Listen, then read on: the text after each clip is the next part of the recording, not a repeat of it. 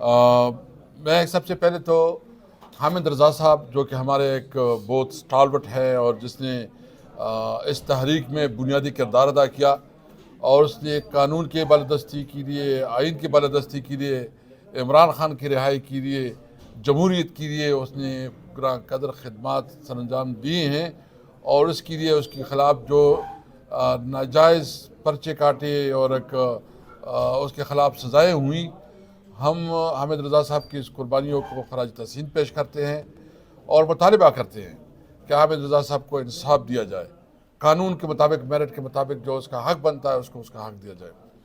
دوسری بات یہ ہے کہ آپ کو پتہ ہے کہ پارلیمنٹ بغیر اپوزیشن لیڈر کی نامکمل ہے۔ سینٹ میں بھی اپوزیشن لیڈر نہیں ہے اور نیشنل اسمبلی بھی اپوزیشن لیڈر نہیں ہے۔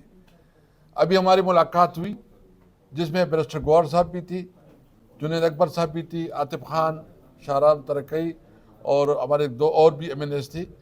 ہم اسپیکر صاحب سے ملے، ہم نے اس سے مطالبہ کیا کہ تمام ریکوائرمنٹ پورے ہیں، قانونی جو پروسیجر وہ مکمل ہے، اس کے باوجود اپوزیشن لیڈر کی نوٹیفیکیشن نہ ہونا بہت تشویشناک ہے، اور یہ پارلیمنٹ ادھوری ہے جب تک اس کے اندر جو اپوزیشن لیڈر کی اپائنٹمنٹ نہیں ہوتی۔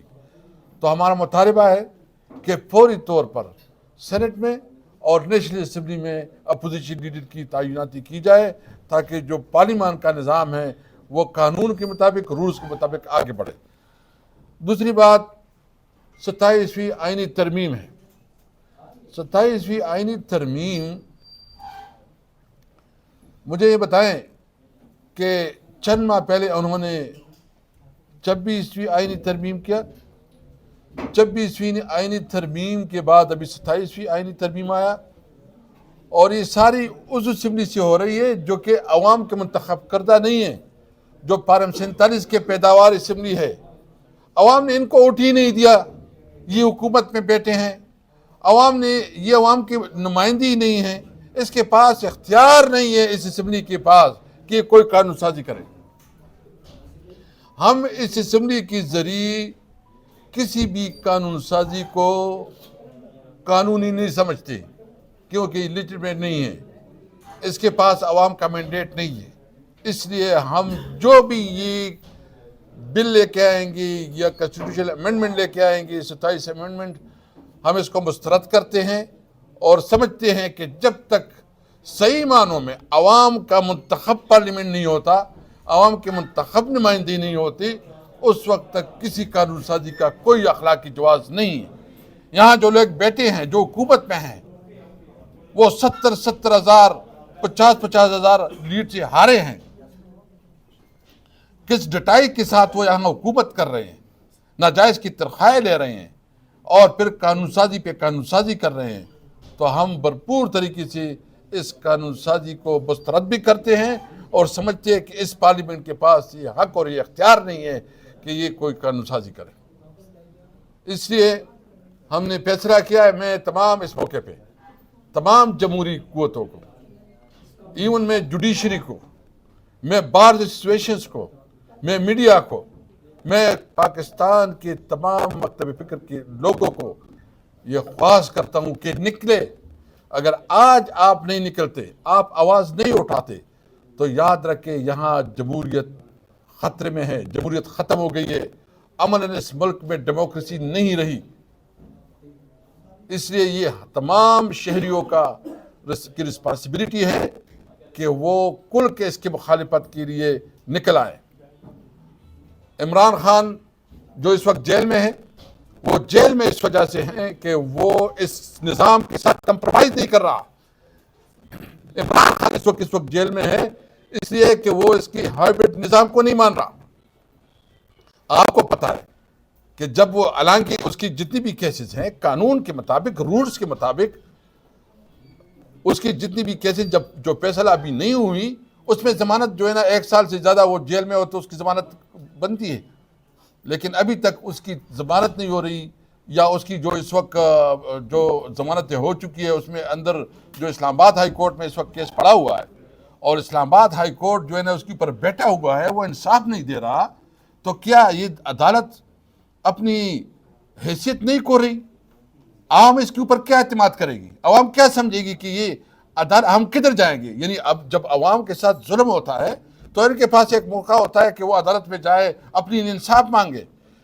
अदालत इंतजामिया की महकूम हो जाए और इंतजामिया के मातहत हो जाए और इंतजामिया के आर्डर लेने लगे तो उस सूरत में अवाम किधर जाएंगी।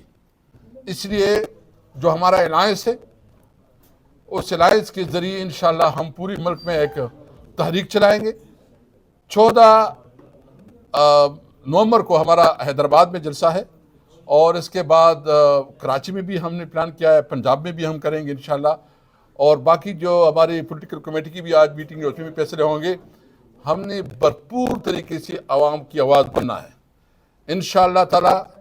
इमरान खान जो नाजायज़ जेल में हैं, ये जो जुल्म कर रहे हैं, जिस तरह ये हमारी सूबे के मुंतखब चीफ मिनिस्टर और जिसके पास इस्लामाबाद के लार्जर बेंच के ऑर्डर्स हैं, वो इम्प्लीमेंट नहीं हो रहे हैं।